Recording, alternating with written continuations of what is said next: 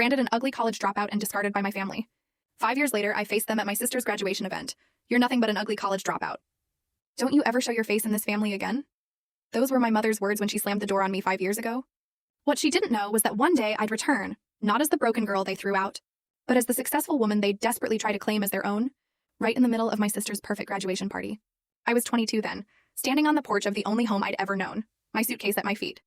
Through the living room window, I watched my younger sister Cassandra laugh with our parents. I was Athena, and I was the family embarrassment. The one who didn't measure up. Too plain, too ordinary, too much of a failure to deserve their love or support. Cassandra? Oh, she was everything I wasn't. Beautiful, smart, driven, and most importantly, their golden child.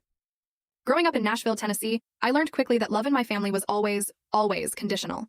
My parents, successful business owners, had specific expectations for their daughters. We were supposed to be beautiful, accomplished, perfect representations of their status. Cassandra fit that mold effortlessly. I, on the other hand, never quite managed it. I remember the exact moment everything shattered. I was in my 3rd year of college studying graphic design. I loved it. I poured my heart into creating art, working with colors and shapes, bringing ideas to life on a screen. But my parents hated it.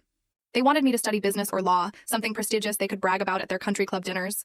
Graphic design is for people who can't do real work, my father sneered when I told him my major. You're wasting our money on this nonsense. My mother was even worse. She never missed an opportunity to compare me to Cassandra, who was meticulously studying pre-med.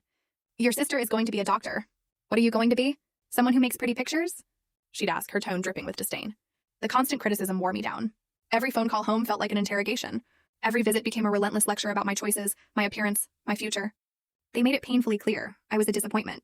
When I started struggling with depression and anxiety, they told me to stop being dramatic. When my grades inevitably slipped, they threatened to cut me off financially. I tried to push through, but the pressure became unbearable. My mental health deteriorated rapidly. I stopped going to classes. I stopped eating properly. I stopped believing I was worth anything at all. Then, one particularly dark night, I made the decision to leave college. Not because I wanted to, but because I couldn't see any other way forward. When I told my parents, the explosion was immediate and deafening. My mother screamed at me for hours, her face contorted with rage, accusing me of embarrassing them, throwing my life away, being too stupid to see what a mistake I was making. My father just looked at me with cold disgust and, full story video added in below.